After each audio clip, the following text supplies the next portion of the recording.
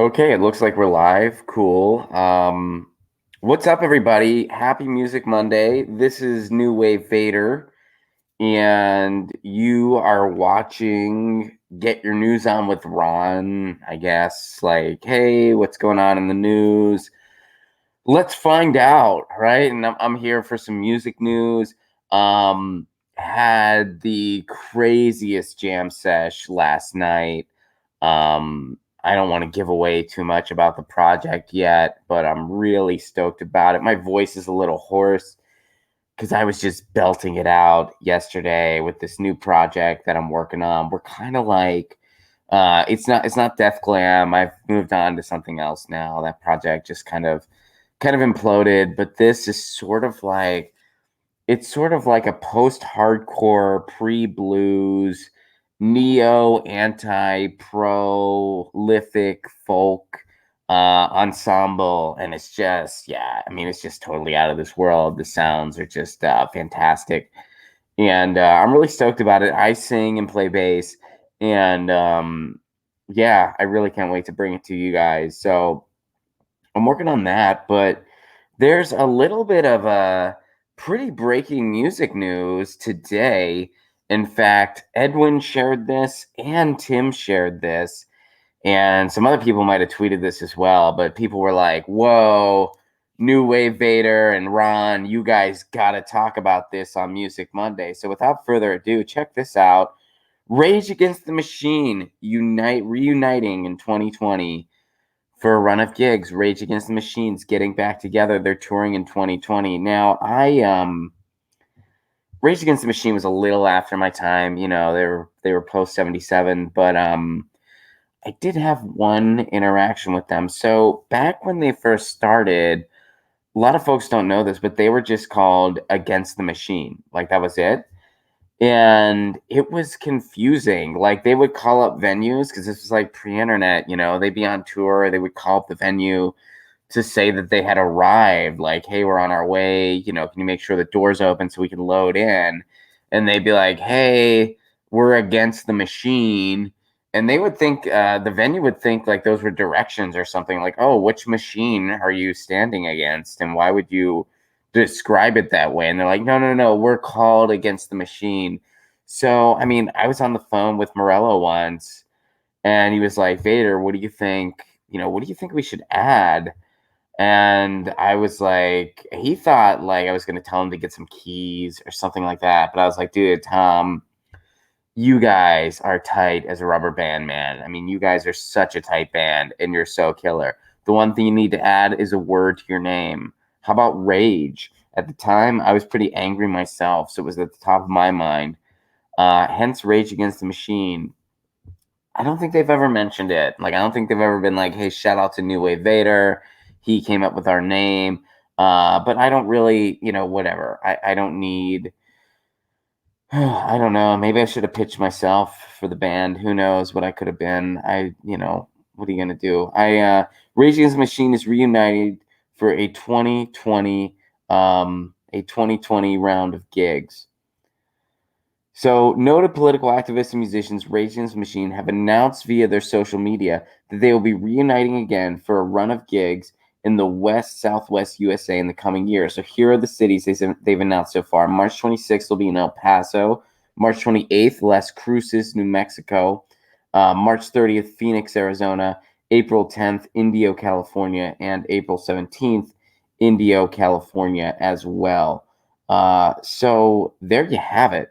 Rage Against the Machine going on tour, and those are just the dates that they've announced so far. They will be announcing more dates, so that's some really exciting stuff. Rage Against the Machine coming back, man! Get your tickets now. Edwin suggested that "Bulls on Parade" be the song of the day from Rage Against the Machine. I feel like it's only appropriate we do a Rage Against the Machine song. One of my favorites is "Testify." That's probably my favorite Rage Against the Machine song. But check out Rage Against the Machine if you haven't yet. Start with Bulls on Parade. Check out Testify, People of the Sun.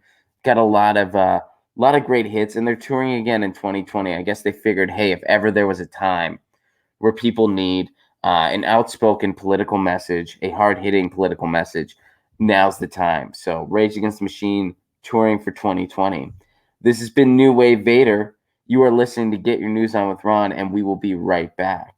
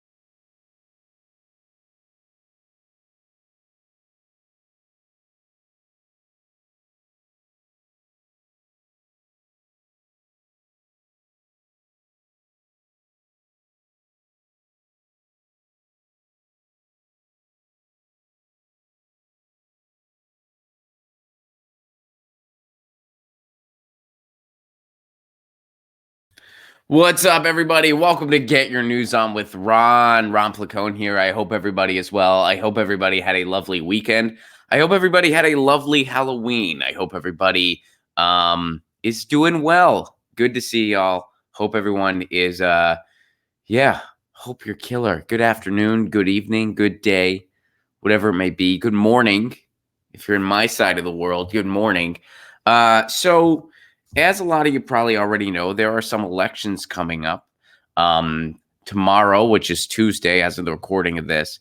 And New York City's got something pretty big on the ballot. Check this out. New York City will vote on ranked choice voting. Here's what you need to know. This is according to the Huffington Post. New York City voters used to picking one candidate per race may soon be marking their ballots for up to 5. A ballot measure in Tuesday's election will make the city the most populous place yet in the U.S. to adopt ranked choice voting, an election system in which voters mark down not only their first choice in a race, but also who they prefer to win if their top candidate doesn't make the cut. The system, also known as instant runoff voting, is already used in places including San Francisco, Minneapolis, and Cambridge, Massachusetts, as well as in Maine.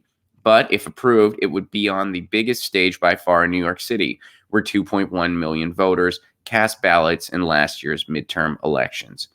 So what ranked choice voting does is hey, spoiler, it eliminates all that. How does it eliminate that? Well, because you can rank your choices. You can have your first choice, which is, candidate X, your second choice, which is candidate Y, your third choice, which is candidate Z. And you can rank them. And if a certain candidate doesn't get to 50%, then they eliminate the lowest candidate. Then they go to the second choice of people until somebody gets a majority. And that's how ranked choice voting works. It does help level the playing field for more candidates and more parties.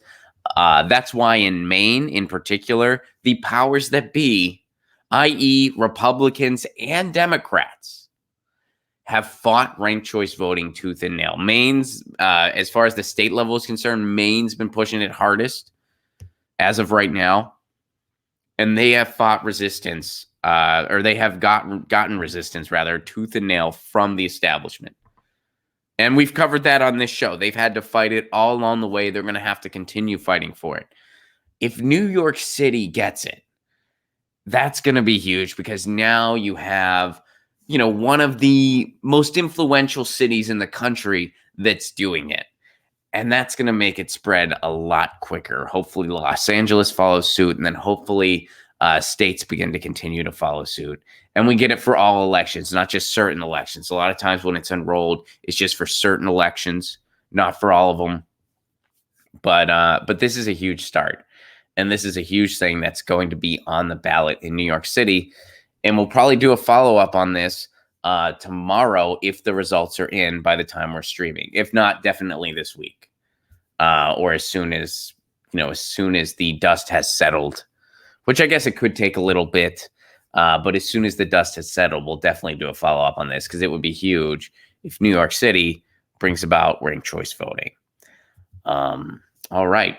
So New York City, if you're in New York City, make sure you get out and make sure you vote for ranked choice voting. Even if there's no candidates you're excited about, feel free to leave stuff blank. But make sure you get out and vote for ranked choice voting. Also, so that's a big thing going on in New York City. This is a big thing going on in the UK. And the UK was able to get this done. Why can't we get this done in the US? Asks the Ron, and asks all of us. But check out what they did in the UK. Fracking halted in England in major government U-turn. So check this out. Usually our fracking wells are yellow. Over in the UK, they're blue. That's just a difference, I guess. Usually ours are like yellow. Fracking sites are very scary looking. Look at this. Doesn't this look disturbing? I feel like the ones in the US are even more disturbing looking, but this one is also disturbing looking. But guess what? This isn't happening in England anymore. So here's what's going on. This is from The Guardian. The government has halted fracking in England with immediate effect in a watershed moment for environmentalists and community activists. Ministers also warned shale gas companies it would not support future fracking projects, in a crushing blow to companies that have been hoping to capitalize on one of the new frontiers of growth in the fossil fuel industry. The decision draws a line under years of bitter opposition to the controversial extraction process and a major victory for green groups and local communities.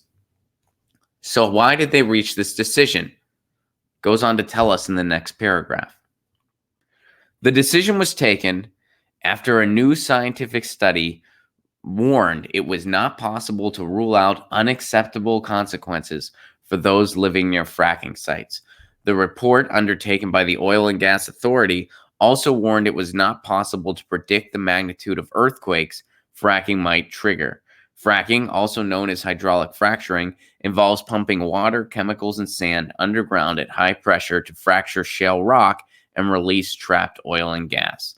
The government said it would not agree to any future fracking until compelling new evidence is provided that proves fracking could be safe. The UK's only active fracking site at Preston New Road in Lancaster was brought to an immediate halt this summer after fracking triggered multiple earth tremors that breached the government's earthquake limits.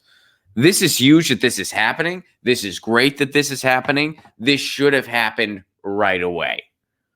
This should have had, first of all, it never should have happened. We never should have fracked anywhere. I'll repeat that again. We never should have fracked anywhere. We did not know how safe or not safe fracking was, and we still started doing it all over the world. Why did we start doing it all over the world? Well, because of the power of the oil and gas lobby. And by the way, here in the United States, I don't know all the details over in England, but here in the United States, none of that energy stays domestically. It all gets shipped off to other parts in the world. So who does fracking benefit? The CEOs that are padding their pockets because of it. And it provides a couple temporary jobs that are unsafe, very unsafe, and are temporary. And economic study after economic study has shown that a community where fracking happens, the benefits do not outweigh the consequences. The consequences are way more severe than the few part-time temporary jobs that are brought to a community. A, because water wells are poisoned. Land prices go down. It destroys the value of your land. So we should have never done this. We went through with fracking without an awareness of the cost of it or how dangerous it was. It's a very typical situation of shooting first and asking later. Well, in England, at least they're realizing that. In England, they're like, we never should have been doing this. We didn't know how dangerous it was. We started doing it anyway. This study should have been done thoroughly when people were considering doing fracking. And the conclusion should have been, this ain't safe. We ain't doing it.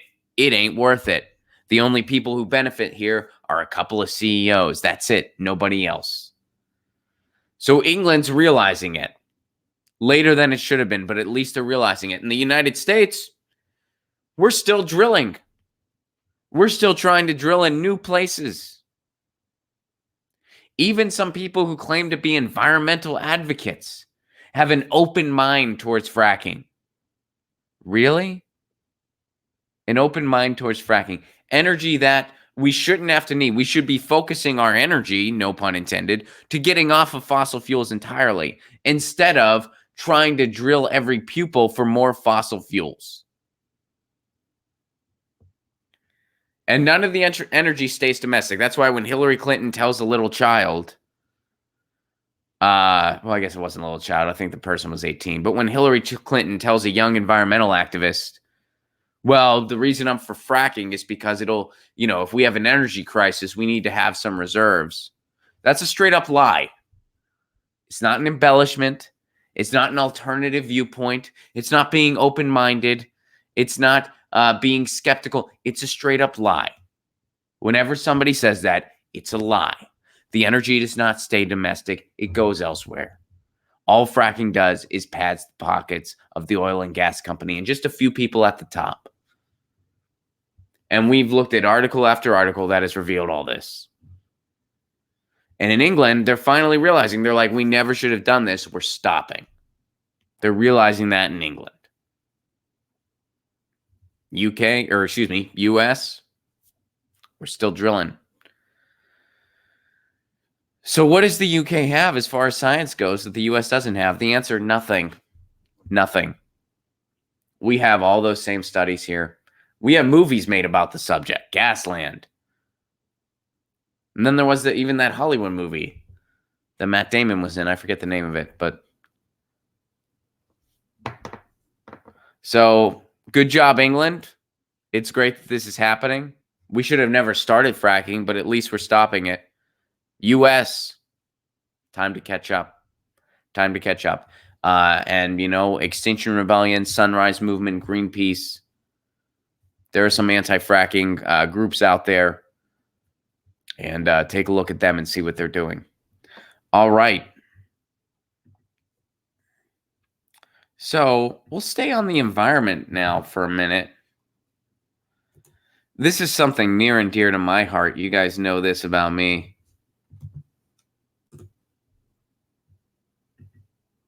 Especially since we just had Halloween. We just had Halloween, which, by the way, I hope everyone had a good one. And something about me, I love, love, love, love, love bats. I'm a big fan of bats. Check this out. Sorry. Let me scroll up to the top here. Eek! This is a collaboration. EcoWatch is sharing this from Yes Magazine. Bat populations are shrinking. Here are a few ways to help. So the bat population is shrinking. And here's what the article says. Now, bats are more than just a cool-looking creature that I find fascinating, and a lot of people find fascinating. They actually do a lot of good things for humans, which this article talks about. So check this out. This is by Alexa Peters. October is a time for bats as the crisp air, fall air descends. Plastic bat, blah, blah, blah, blah, blah. All right. Truth be told, bats are essential to humans. Without them, we probably wouldn't have such things like avocados, chocolate, and tequila.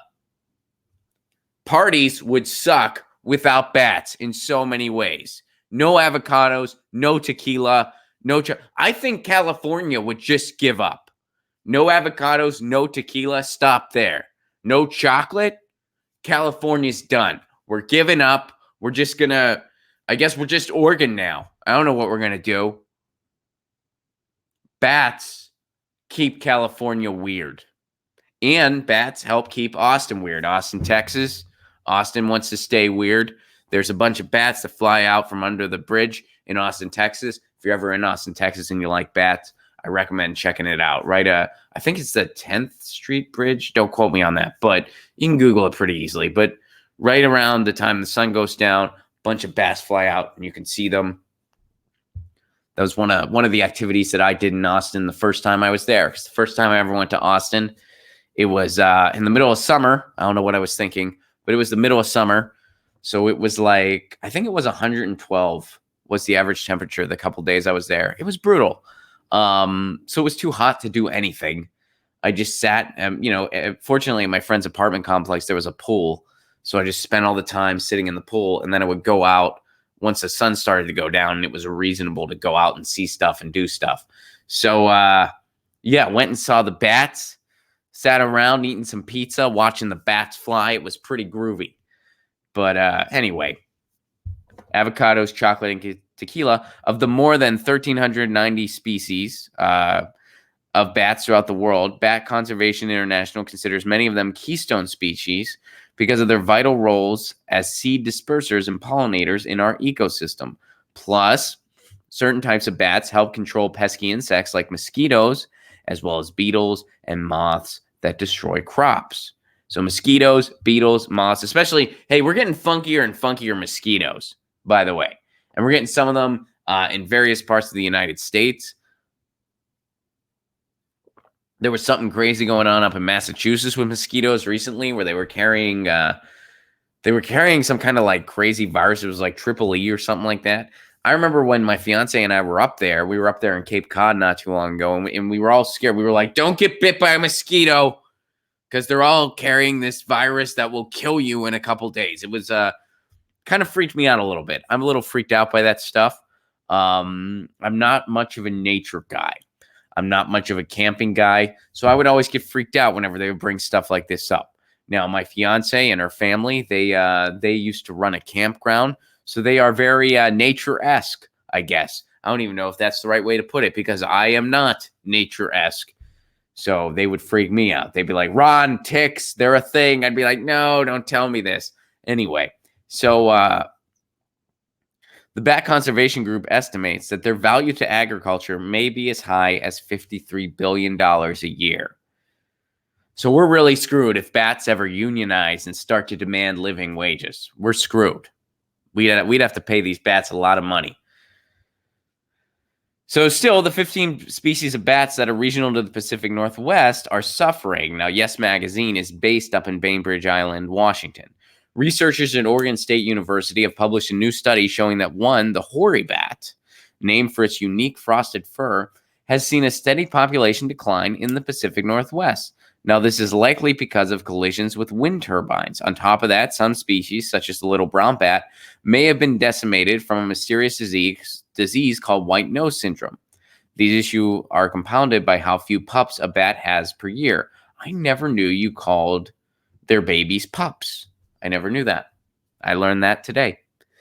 I also learned the connection between chocolate, tequila, and avocados. I didn't know those specific things unique to bats. Here you go. Bat education with Ron.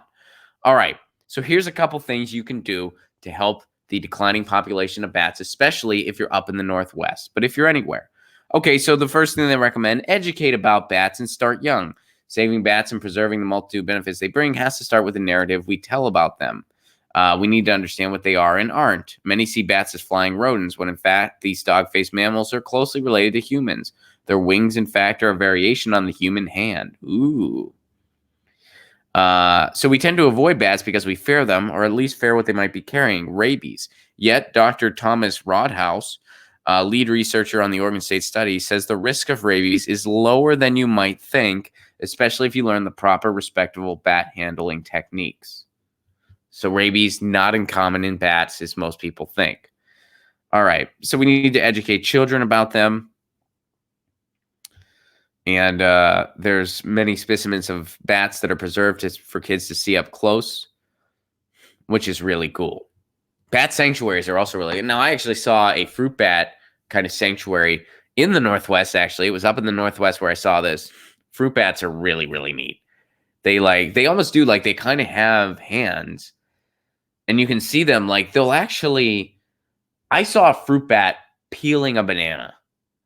And it was the most, like, they don't like totally peel it like a human would, but they kind of like, they dig in and then they'll like stick their someone's going to be able to make a meme out of that, what I just did. Holy shit. That's going to be a humiliating meme if anyone gets their hand on that, what I just did. Anyway, they'll be like, what was he doing there? They'll be like, believe it or not, he was imitating a fruit bat eating a banana. Why was Ron imitating a fruit bat eating a banana? It's Get Your News On with Ron. You never know what's going to happen. People tweet him stuff. He responds to it. Dude, and in this particular day, he was imitating a fruit bat eating a banana. That's what he was up to. All right, so educate the children. I'm all for that. You know, I was never very scientifically inclined as a youth. I never really, science class, I always thought it was kind of boring, because I wasn't ready to really open up to that stuff. Now I'm very fascinated by science. But bats, I was always into. Whenever there was a thing on bats, I would always really, really pay attention. I always liked bats. I was always fascinated by them. And I wonder why. Maybe because when I was a kid, there was a hero called Batman. That might have something to do with it. I also really like scary movies. Bats prominently featured in scary movies. Dracula. Bats. Bats have their place in pop culture. And if you're into that stuff, you're naturally going to be into bats. I know not all children are into that stuff, but some are. So I think bat education, smart way to go. All right, so now here's what they recommend. Also, number 2, recover and preserve bat habitats. Bats love river valleys where the insects on which they feast are most plentiful. So as a result, preserving the habitat there can be a key for strengthening bat resiliency. So river valleys, let's preserve them. This one's the most interesting. Check this out. Number 3, what they recommend you do, plan bat-friendly urban spaces. What is that? I didn't know until I saw this article. Check this out. Bats have learned how to use urban areas to their advantage. This is why we often encounter them using spaces in our homes and around other man-made structures such as bridges, like that bridge in Austin I was talking about. But by building awareness, we can accommodate bats in ways that help them thrive while also preventing an unexpected encounter.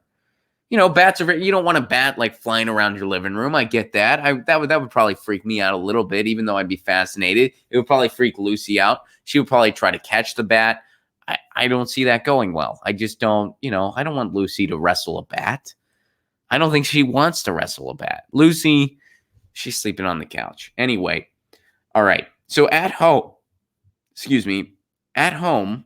installing bat boxes or smaller wooden bat houses deters bats from entering your home. Now, unfortunately, hoary bats don't use these. But for species in the area, such as the little brown bat, they can be a great way to promote peaceful coexistence. So you can install a bat box. I never knew that was a thing. Here, let's go to, and check this out. There is a website called batweek.org, and it gives you instructions on how to install a bat house. Here, we'll go to it next. Let's do the other 2 things, and then I'll show you guys this real quick. All right, so number 4, report bat sightings. Bats are elusive and hard to study. Species in the Pacific Northwest tend to hibernate. So if you see bats, let people know. So some of these conservation groups, some of these research groups can go and study bats. And now the 5th thing and last thing that they recommend here, support the efforts of conservation groups. Bats Conservation International is one of the ones they list. Bats Northwest. So there you go. Bats Northwest, Bats Conservation International. And here we have Bat Week. So check this out.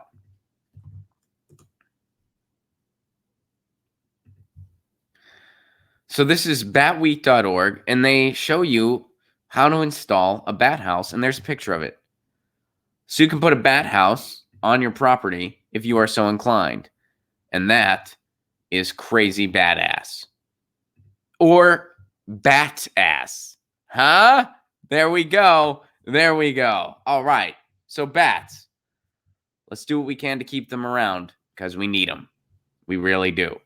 All right. So this was sent to me by Aaron. Aaron tweeted this to me, and he said, Ron, I really want your thoughts on this. And in a perfect world, this article would be in The Onion. But it's not in The Onion. It's a real article that somebody wrote and they're serious about. And we're going to go here next. This is going to be our last story for the day. And here it goes. Thank you, Aaron, for sharing this. This is going to be a fun one to dive into. Hey, Lucy, what's up? She's coming over. Lucy's coming over. So check this out. Hillary Clinton has path to Democratic presidential nomination. This was not from 2016, by the way. This was written on November 2nd, 2019. So here's what Victor Jacques has to say. I'm not sure if I'm pronouncing that name right. And this is from the Las Vegas Review-Journal. This is a real opinion piece. The Democratic presidential field is so weak that Hillary Clinton would be crazy not to run for president one last time. It wasn't supposed to be this way.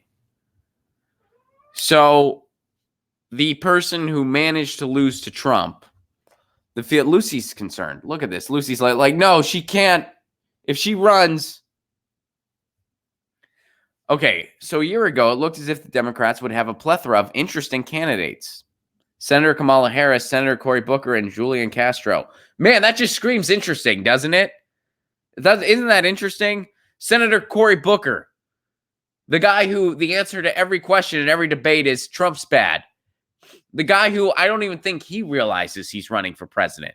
I think the only votes he would get are from a handful of his college buddies. Kamala Harris, who's a prosecutor who loves throwing poor people in prison. And if your kids don't get to school in time, she wants to throw you in jail. Oh, and she loves to throw low drug offenders in prison for minor drug offenses, but she'll brag about how she smoked pot in college. Kamala Harris, yeah, she's super interesting. And recently she said, I've never been beholden to a corporation or special interest. And you couldn't help but wonder, was Steve Mnuchin laughing when you were saying that? Kamala Harris, she's also cutting back on her staff. She's cutting all of her staff in New Hampshire. We don't know if this means she's getting ready to drop out or if she's just cutting the staff so she can hire cheaper prison labor. We're not sure. We're left to wonder. All right. So this offered relative use in racial diversity, according to the author of this article. Amy Klobuchar from Minnesota expanded the party's appeal in the Midwest just because she lives there. You know what's expanding the party's appeal in the Midwest? Populist ideas. That's what's expanding the party's appeal in the Midwest. Appeals to the working class. In places like Wisconsin, where there's strong unions and working class parties. And places like Michigan, where they love Bernie Sanders and then Hillary couldn't win the state. Amy Klobuchar happens to be out there, so she's expanding popularity in the Midwest. She's expanding popularity nowhere. And then Beto O'Rourke almost pulled off a historic upset in his Texas Senate race. There was energy and excitement. Fast forward to the present, a trio of white folks in their 70s are leading the field. Senator Bernie Sanders remains a wild-eyed socialist. He recently had a heart attack, but he still has more energy than Joe Biden. Biden's advisors have decided that his best strategy is to talk as little as possible. That's true. Senator Elizabeth Warren has a plan for everything. That's not true, except for how to pay for her plans. She does have ideas on how to pay for her plans. They're just not the right way to pay for them. Medicare for all, the right way to pay for it is Bernie Sanders' approach, which mirrors the approach that pretty much every other industrialized country has. Her approach basically puts a head tax on employers.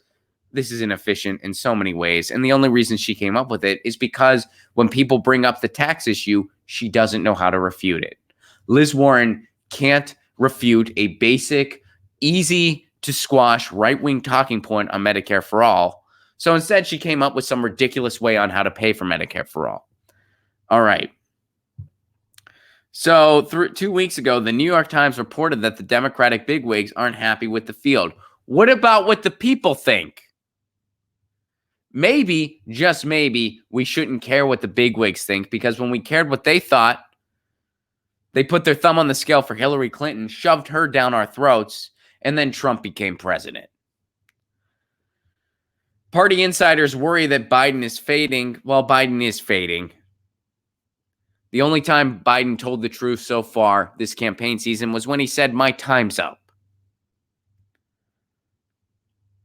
All right, so they're comparing it to what the Republicans faced in 2012.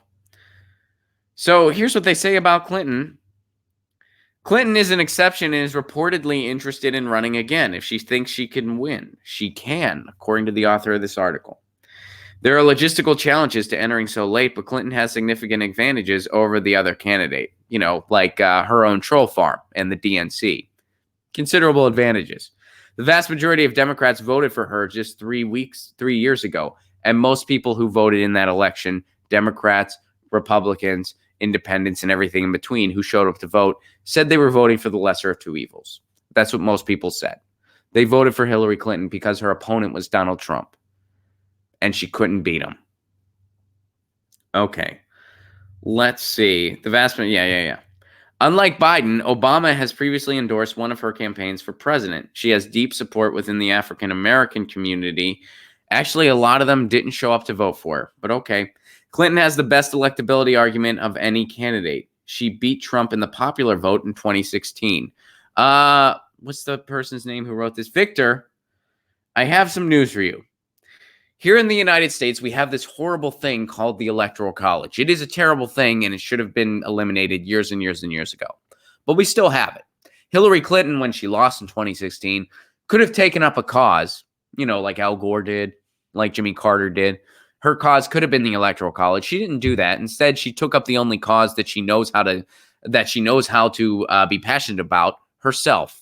That's the only cause she has ever or will ever care about. Sorry, I bumped your head there, Lucy.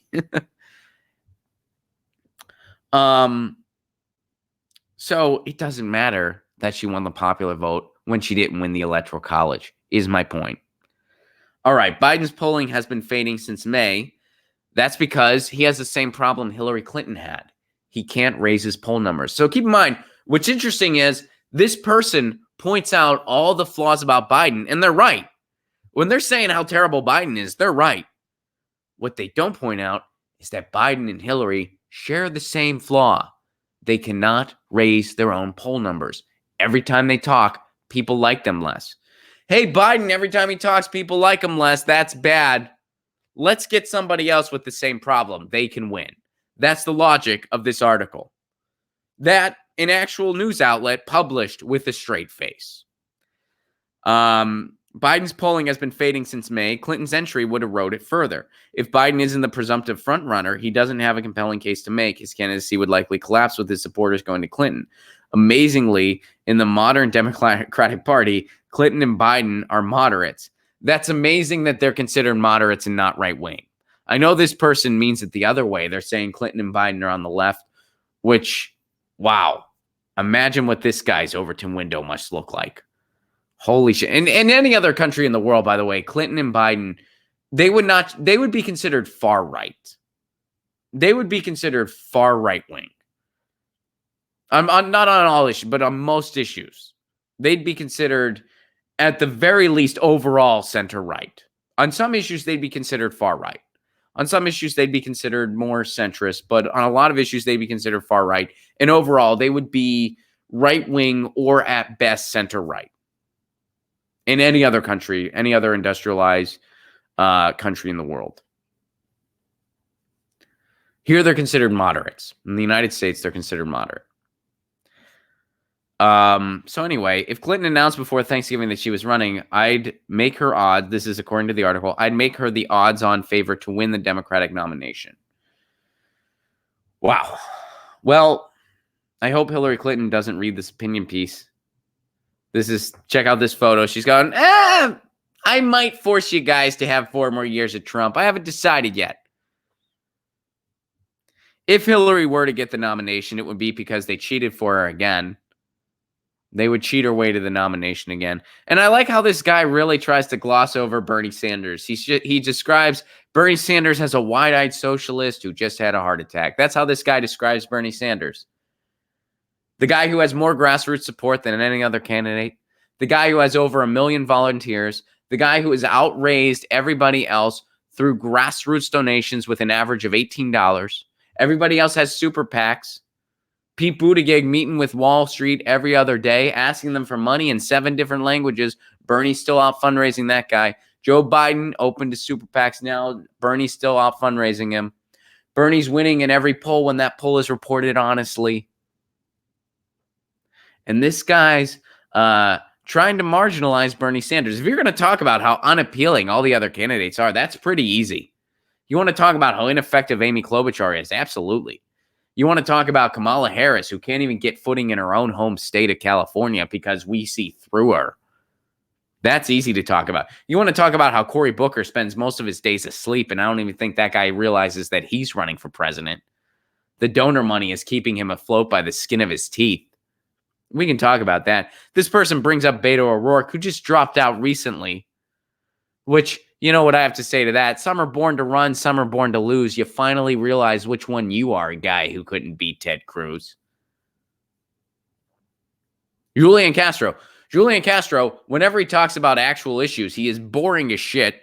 The only time he's ever good is when he's going after other people like Beto O'Rourke or something like that.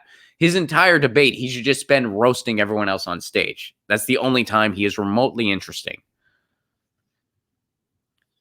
So you want to talk about that, that's fine. But what you want to gloss over is how popular Bernie Sanders is. And how Bernie Sanders is appealing to unlikely voters. You want to gloss over that. You want to gloss over the fact that Tulsi Gabbard becomes the most Googled candidate after she goes after an establishment candidate and after a debate.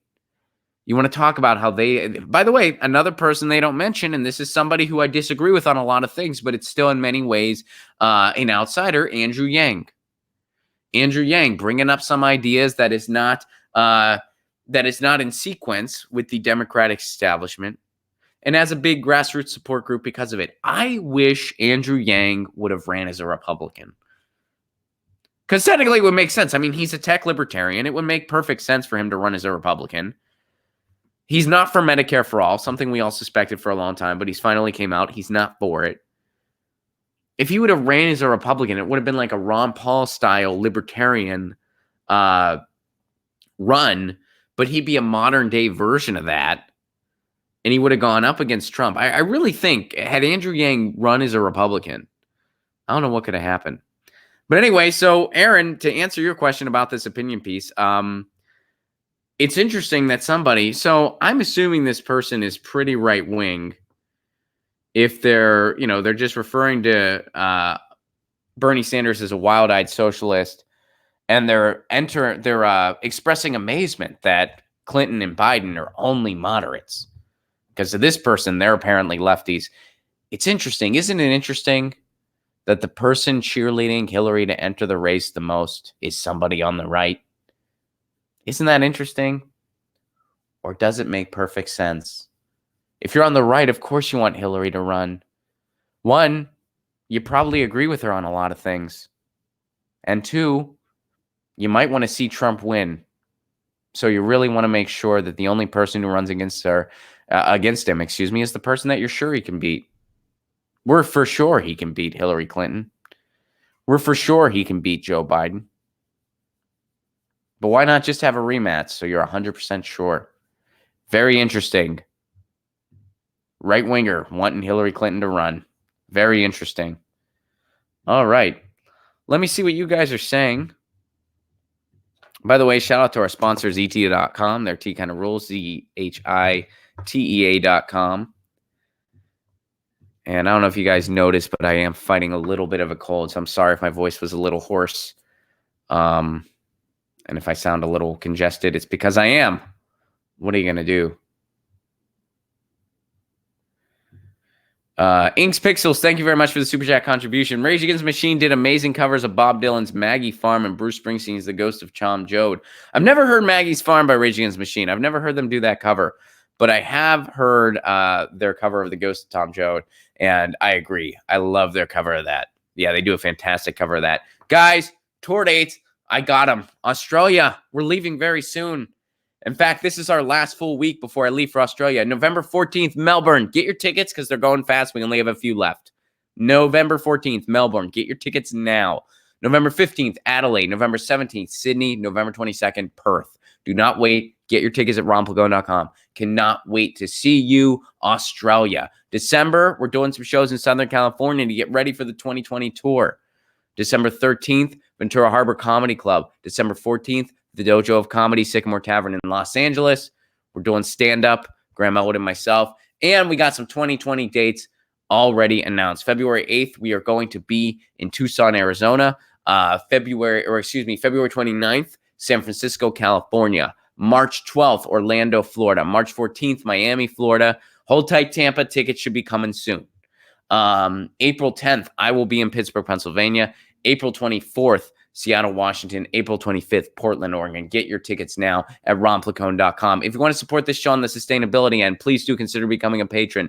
Patreon.com/ronplacone. For a give what you can level, you get an exclusive stream once a week. I do a stream just for the patrons. You also get dialogues between myself and my cat Lucy, which check out lucyandron.com for those comics.